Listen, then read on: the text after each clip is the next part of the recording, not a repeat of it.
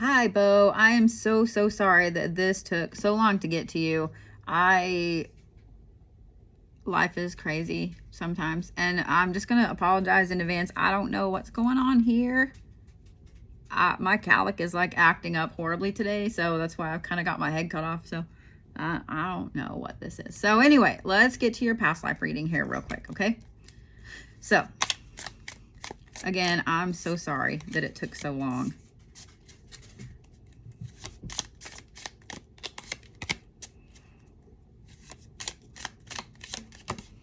Ooh, throwing cards at me.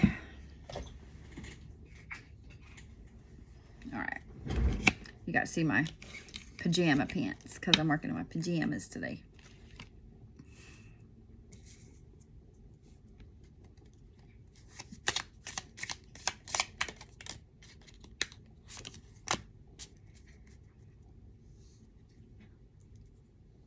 So this first life here that popped up.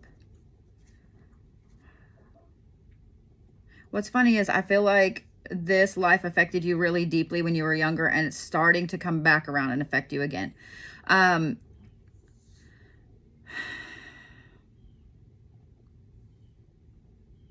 So this one has a lot of military symbolism in it. But the flag is not something that I'm familiar with.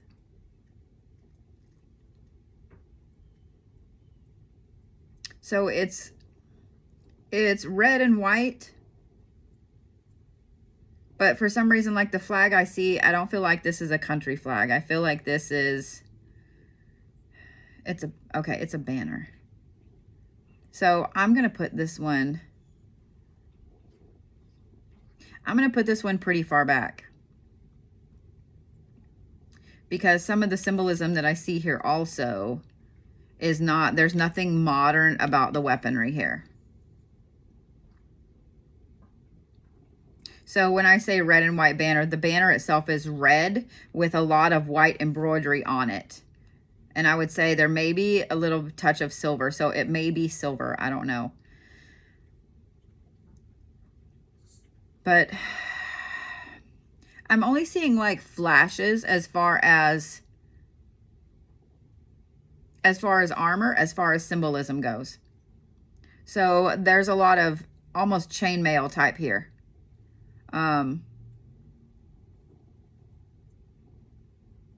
It's so weird because it's like almost a gold, like a tarnished gold color, so maybe brass or something like that. And they're like longer. I don't know why this is important, but it's what I keep focusing on, is like right here on a chest. So you are absolutely male in this life. A little short, a little stocky, but the short thing really bothered you. I don't understand what it is right here, because I keep seeing the metal, the chainmail, and it, it overlaps like that. So it's almost like a whole bunch of scales that overlap like that. But I keep seeing just right here. And I can't see this side at all. Like all I see is here. This side is actually perfect. It's just a spot right here that's perfect. Like no dirt, no tarnish, no nothing. And I literally can't see anything else. Like even when I try, I can't see anything else. So I'm starting to wonder if this wasn't maybe the only part that wasn't damaged in a battle. Because when I start focusing on this, the whole feel on my chest gets really heavy, almost like I can't breathe. Like it feels like somebody's pushing all the air out of me. Like I'm having to force myself to take deep breaths. So with this one, there's a lot of sense of honor and duty here, and doing what you're supposed to do, doing what you're told, but not in a bad way. Does that make sense? Like following orders and so on. There's also a little bit of defiance here, in that I feel like the person you were then was involved in a really massive army, was involved in a battle where their company, their unit, whatever, ended up breaking away from the main and going around to the side. And it's that actually changed the tide of this battle, because y'all were not doing very well. And there's it's almost like a valley here. Y'all are in the fucking valley, and there's a big hill. It's not a mountain, but it's a pretty large hill, and it's covered in trees. I would say some kind of pine or cedar or something. It's covered in trees. And you guys go up and around the side and come through the trees, because the other army is coming down like this, and you guys go through the trees. And so then they think that you guys are doing this to them, encapsulating them, even though there's like nobody right here. And it changes the whole tide of this battle. But you die on that hill. Like you die on that hill. And as soon as I said that, like, it's weird. It's like under my armpit right here. It's under my armpit right here. And it really hurt really good. But it's what's funny is when I felt that, when I say you die on that hill, when I felt that, it just hurt like that and then went away. Excuse my dogs, they're gonna bark for just a minute. But it hurt like that and then it went away. But it made me angry, like this, like red hot throughout my body, angry, like, okay, fuck this. If I'm gonna die, let me just die. You know what I mean? Like there's like this massive internal like just battle cry and rushing into it. So your death in this wasn't in vain, and it wasn't an accident. Like it was in battle, and you literally just flung yourself into it. Kind of that like berserker mode, you know, like, okay, well, I'm going to die anyway. So I'm wondering, because it was right here, I'm wondering if it didn't go in, because it doesn't feel like it went through. It feels like it went in. So now I'm wondering, because that was really specific, and it's really like, I keep feeling like I have to mention it. So when I do these, it's like I see the whole lifetime, the whole movie in front of my head, and certain parts of it glow. And so that's what I have to get out, because that's what's important. So like the chest was important. This is important. Like it keeps hurting, and it's almost like it's being wiggled in there. So I wonder if this isn't like a spear or no, it's a spear. I was going to say a spear or an arrow, but it feels large. It feels large. So I have a feeling this is a spear that went in like this. It misses your heart right at first. So it just goes in, but like it's something you're not going to live through. But so that's obviously important. So now I wonder, are you having weird chest pains right there lately or whatever? Because it's not your heart. Like it's up here, but it's like right here under the armpit. So anyway, the important part of this is it's not so much the death is important, because, and so now I'm wondering too, if you haven't been having dreams about this or nightmares about this, about being in battle and not coming back, or doing something and not coming back. I will say that with the banner and this here, the way it looks, I'm going to say that it's probably Korean. I absolutely love Eastern history, and I've taken a lot of courses in Eastern history and Eastern religions and so on, but it doesn't seem medieval to me. Like, even though the chainmail is similar, it doesn't seem medieval to me. It doesn't seem European to me because of the way that they're shaped. But it's also very interesting, and it's very expensive. So it tells me that in this life, you came from a family that was well off. Like you were pretty protected. I don't see a helm. I don't see a sword. I don't see anything else. It's just that and this wound that I see.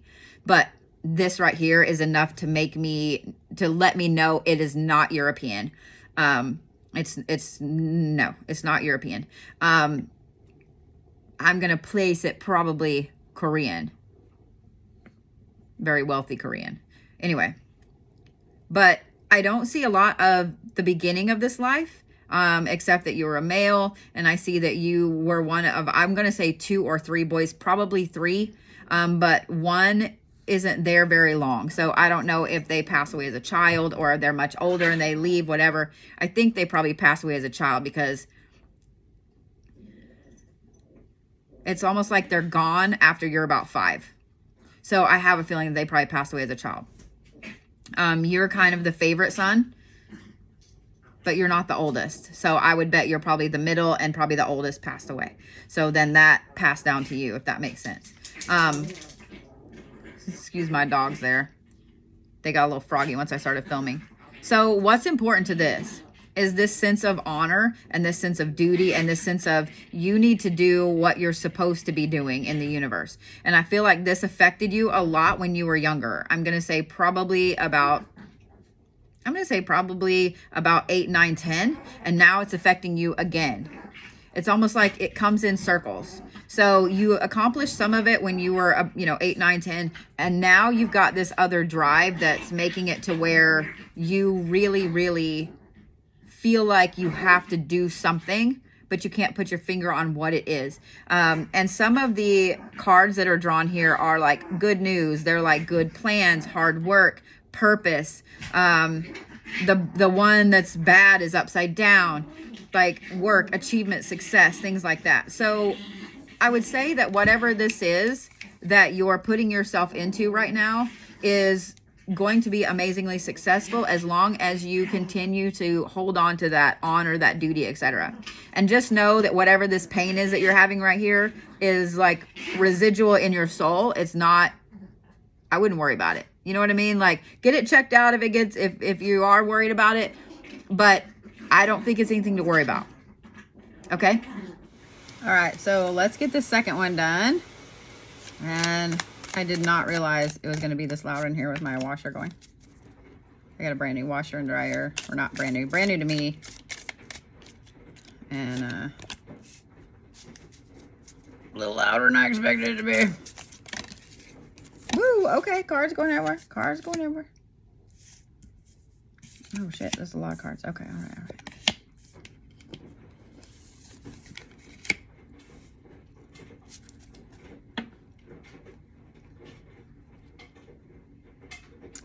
So this one is your life right before this. Okay, now I see why the other one came first, and I see why it's affecting you. It's starting to affect you again, because this one right here is affecting you really deeply right now, and I'll try to talk loud without screaming. This life before this one, you just have this like, and now, in your life now, you just have this really deep line of sadness in there that you don't know why it's there. Like, you don't know why it's there, but it really affects you. Oh man. Okay. All right. So your life right before this one, there are several different things that are affecting you right now. One, you have some really, really intense intuition. You have some really intense abilities and gifts.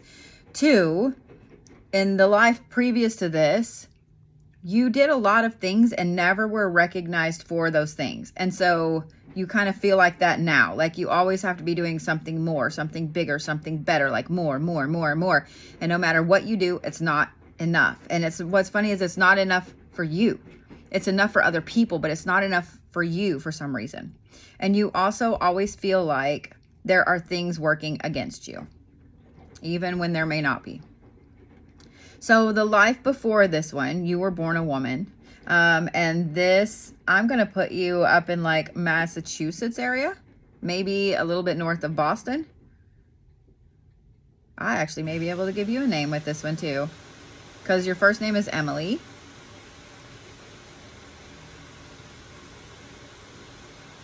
I keep tasting,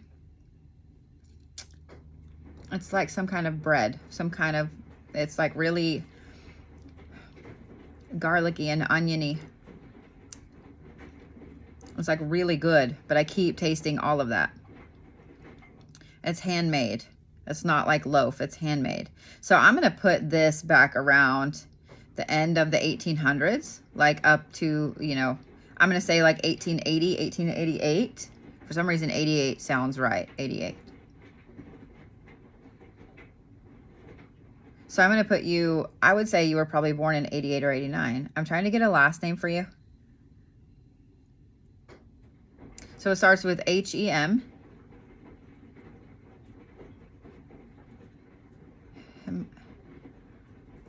It's weird. It's like H-E-M-A-T-I-D-G-E,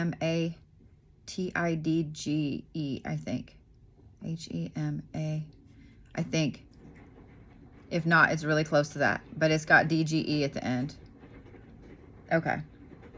So in this life, you were born into a family that I'm going to assume had a bakery, because I keep tasting this bread. I keep getting brought back to this bread. And it's something that I smell. It's like all around me all the time. So I'm assuming either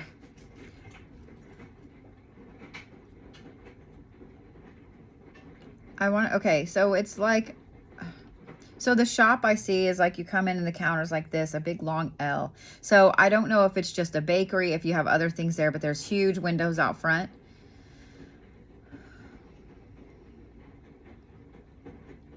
From the time you were probably 6, 7, you're working in here with your parents.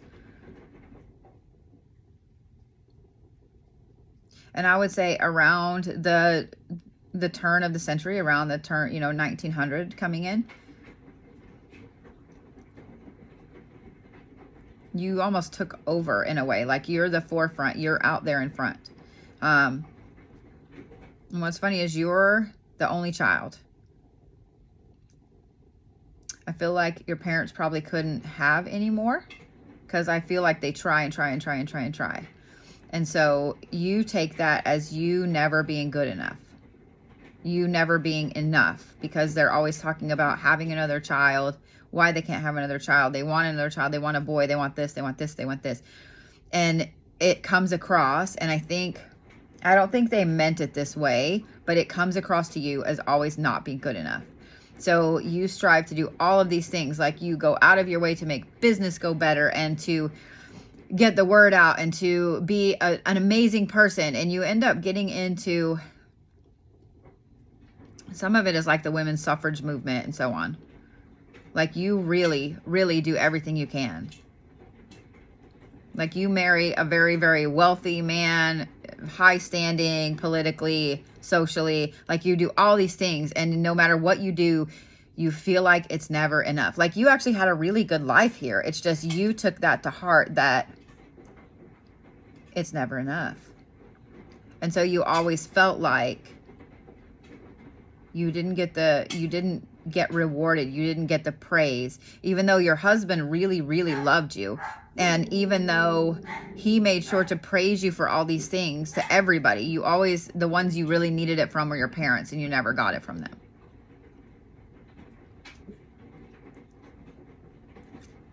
So you also always feel like there's something working against you, and really it's your own shadow self in that life, but you feel like it now, like you feel it now.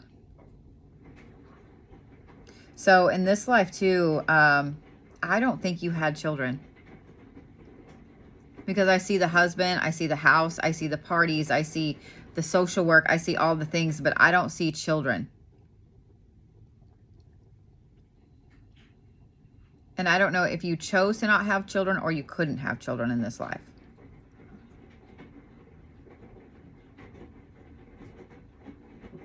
Because it's like, I don't feel like you chose. So I'm wondering if maybe you just couldn't.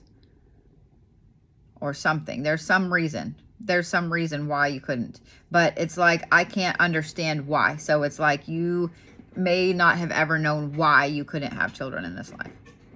But other than that, like you had a great life. Like you really were comfortable your whole life through. You actually die a few years before your husband. I'm going to say probably a heart attack, because my chest keeps hurting in here. But it's like this weird hurt. It's almost like a cross hurt. So usually whenever I feel that, that tells me that that person died from something with their heart. So this deep well of sadness that you have in the life you have now comes from this, because you never ever felt like you were good enough. You never felt like you could do enough. You never felt like you gained the recognition you needed. But you also always kept waiting for the other shoe to drop. And I think you do that now. In fact, I know you do it now. So those are things you have to get over in this life. Is that striving to feel good enough. And feeling like everything has some ulterior motive.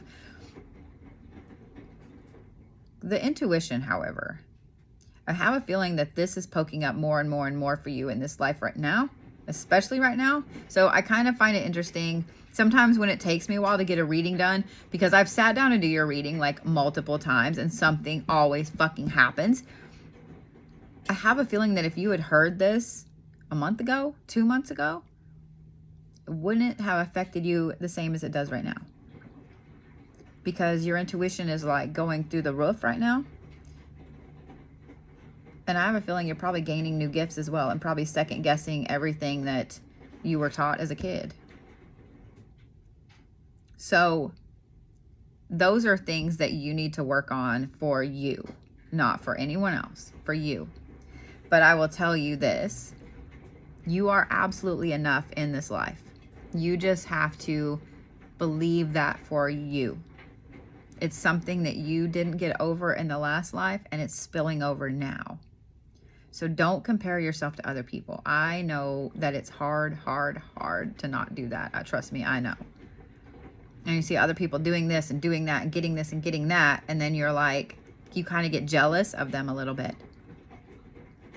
But that's their path. It's not your path. You need to focus on your path. Sweet Pea, you are absolutely good enough, and you're absolutely fantastic, and you need to trust your intuition. You need to trust your gut implicitly, explicitly, whatever you want to call it. Either way, you need to trust your gut. Start doing and acting on the ways that your gut is telling you to do. Just do it for a day. See what happens. See what happens. All right, let's do your third one here. Those other two were very interesting, so I'm kind of curious to see. Oh, three at the very beginning. Okay. Sorry about that. My alarm went off and stopped my video.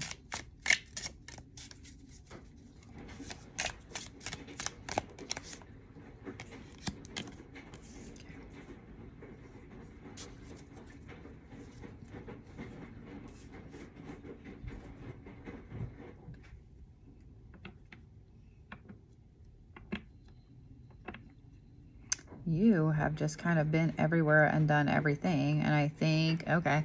So it's always funny when I see some of these and I'm like, that's why this one was first and this one came out second, this one came out third. So this one right here is very interesting. Okay. And it tells me that your soul loves to travel. It loves to experience. It wants to experience all the things, even things that you know in this lifetime you can never experience. Like things that are only found in the past or, you know, whatever.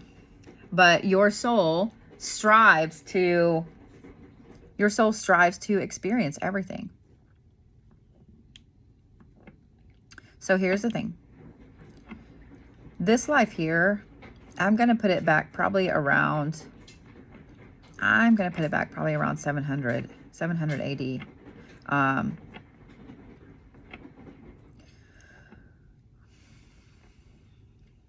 And I would put this on the southern, the lower part of the Nile, not up by Cairo, not up by anywhere, or not up by like the more famous places like that. This is down in the very southern part of the Nile.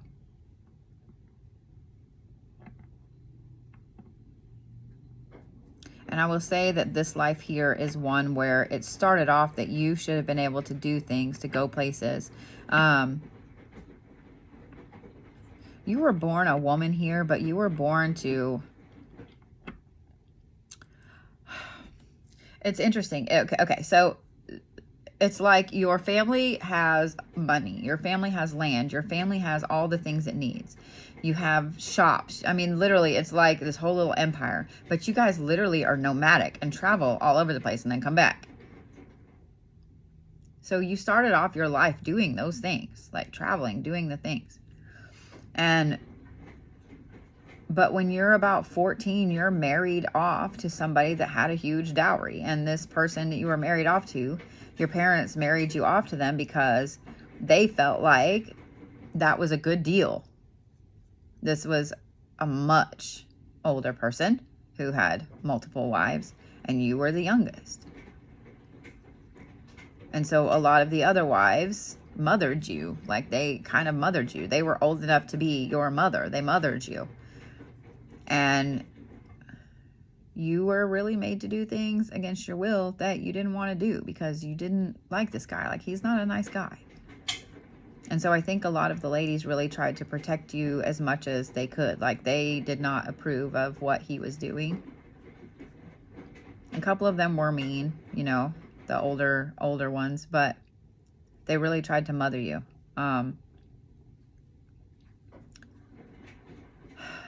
So this was something that went on the rest of your life. The rest of your life. And you do have, I'm going to say, probably 3 kids here with this man. And they're all girls. And so every time you have a girl, you're horrified because you know that they're going to be married off to somebody just like you were.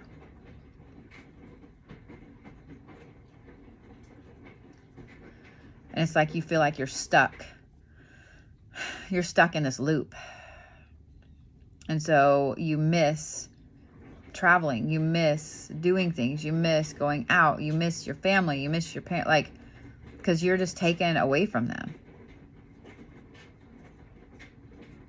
And you don't understand why you never get to see them again. You don't understand because you feel like they never tried to see you, like they never tried to contact you or anything like that. And that's not the case. It's that no one is allowed in this place you live. Like none of the other wives, none of their families are allowed in. Like no one's allowed to know. Your family is just told that you're fine and you don't want to see them again. Like this guy is not a nice guy at all in any way, shape, or form. And I'm sorry. I'm sorry. So this also has to do with that really bad sadness that's in there. And it's something that you have to overcome, is that wrongness of how all of that went, because you felt completely abandoned by your family, even though you weren't. And your life with this person was not ideal. The other wives, for the most part, were very nice to you, but there were a couple that were not and did everything they could to hurt you physically. So it's like constantly having to be on the watch and constantly having to be on the watch for your kids. And I don't think you lived past about 32 here. I don't think you lived past about 32. I think this life took a really hard toll on you. And I think that these pregnancies took a hard toll on you. And there's something with your kids, with all 3 of them, where it's like, I don't see them when you're 32. So I don't know if there's some kind of plague that comes through. I don't know if you lose them. I don't know if they're taken from you. I don't know what it is, but I don't see them. Like you have them, I see them till they're about 2 or 3, and then I don't see them anymore. So I don't understand that because I don't see them dying. So I have a feeling maybe they're just taken from you. And I will say too, this is so everybody throughout their journey, their soul has to experience things. And one of them is taking their own life. And that was this life for you. You could not handle this anymore. And I hate to say this, but I understand, because this was a very, very hard life for you. So it's affecting you now because you have trust issues from this life. You have a lot of trust issues. So I'm sorry, Sweet Pea. I'm so sorry. I mean, I know there's not anything I could do about it or anything I could do to fix it really, but knowing about it and knowing that it was there and knowing that